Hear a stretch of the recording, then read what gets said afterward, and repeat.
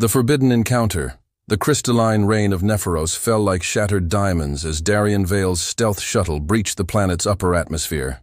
The small craft shuddered against the gravitational interference that had kept this world isolated for centuries. He knew landing here was illegal under galactic treaty, punishment ranging from imprisonment to mind wipe, but the potential discovery was worth the risk. Just 3 hours, he muttered to himself, adjusting the cloaking systems. Get samples, document the bioluminescent fungi, and leave before anyone notices.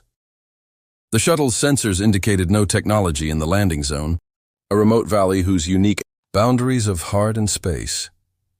Your neurochemical readings are highly irregular, Dr. Mercer, Dr. Harlow said, frowning at the holographic display hovering between them. The research director's stern face reflected the blue glow of the data streams. Elevated dopamine, oxytocin, and several markers we've never seen in human subjects before. Elian shifted uncomfortably in his chair. 2 weeks had passed since the night in the ruins, and he'd been called to the director's office after his latest medical scan. It's a natural response to the empathic connection, he explained. The changes are temporary, are they? Harlow manipulated the display, bringing up a comparison chart. These patterns have been intensifying, not diminishing. Your objectivity may be compromised. My research has never been more productive, Elian countered. The insights gained from direct empathic exchange with Naira have advanced our understanding of Lunari communication by years. Harlow leaned forward, her expression softening slightly. Elian, I've known you since your doctoral days. You're a brilliant scientist, but I'm concerned about what's happening here. The Intergalactic Research Council has strict protocols about personal involvement with research subjects. Naira isn't a research subject, Elian said, a defensive edge creeping into his voice. She's a cultural liaison and a xenolinguistics expert in her own right. Just be careful, Harlow sighed. Interspecies relationships are complicated at the best of times. With the Lunari and their empathic abilities, luminous revelation. The 3 moons of Nova Lumina hung in perfect alignment, their combined light casting the landscape in an ethereal glow as Elian made his way to the eastern observation point. He'd evaded the security drones by, accidentally, uploading an outdated patrol schedule during his shift, a small deception that weighed on his scientific integrity but felt insignificant compared to the pull he felt toward Naira. She was waiting, for him at the edge of the colony's protective dome, a slender silhouette against the starscape. As he approached, he noticed she wore traditional Lunari ceremonial attire, flowing robes of a material that seemed to capture and amplify her skin's natural luminescence. You came, she said, her voice barely above a whisper, yet filled with relief. I would have crossed galaxies, Elian replied, surprising himself with the truth of it. Without another word, Naira took his hand and led him through a maintenance airlock and out onto the surface of the planet. They donned the lightweight environmental suits required for the thinned atmosphere, their faces still visible behind the transparent helmets. Where are we going? Elian asked as they climbed into a small transport vehicle. To a place my people discovered generations ago, she answered, her fingers dancing across the navigation controls. A place sacred to us. The transport hummed across the rocky terrain, away from the colony's lights and into the wilderness of an alien world. After 20 minutes of silence filled with anticipation, they crested a ridge, and Elian gasped at the sight below, a vast crater, perhaps a kilometer across, filled with thousands of crystalline formations that caught the moonlight and refracted it in dazzling patterns. But what made the sight truly breathtaking was that each crystal pulsed with bioluminescence, blues, greens, and most predominantly purples that matched Naira's skin. What is this place? He whispered, awestruck. We call it the Heart of Resonance, Naira replied, her skin brightening with excitement. The crystals contain organic compounds similar to those in Lunari skin. They respond to emotional energy. She turned to him, eyes shining. During the astral convergence, the effect is amplified tenfold. They descended into the crater, leaving the transport at its rim. As they walked among the crystals, Elian noticed they brightened as Naira passed. Beyond the stars, we know. The hearing chamber felt sterile and cold, a stark contrast to the crystal haven where Elian and Nira had found connection just 2 nights before. Representatives from both species sat in rigid formation, the Lunari Council of Harmonies on one side, their purple skin deliberately maintained at the most neutral shade possible. The Human Scientific Ethics Committee on the other, with Dr. Harlow at its center. Elian and Nira stood before them, separated by 3 meters of empty floor that felt like an unbridgeable gulf. Dr. Elian Mercer, intoned the head of the Ethics Committee, you stand accused of violating research protocols, endangering diplomatic relations, and compromising scientific objectivity. How do you respond? Elian straightened his shoulders. For 2 days he had been confined to quarters, denied any contact with Nira, left to wonder if the connection they'd shared had been worth the cost. I acknowledge violating certain protocols, he began, his voice steady. But I reject the premise that my actions endangered anything except outdated preconceptions. What Liaison Zephyrin and I discovered through our connection represents an unprecedented breakthrough in interspecies communication. Murmurs rippled through the human contingent. Dr. Harlow's frown deepened. A convenient justification for inappropriate behavior, she commented. Not a justification, an explanation, Elian countered. The empathic resonance between us has revealed neural pathways previously unknown in human physiology. My latest scans show the development of new synaptic connections that mirror Lunari patterns. He gestured toward the data displays. This isn't contamination of research, it's evolution of understanding.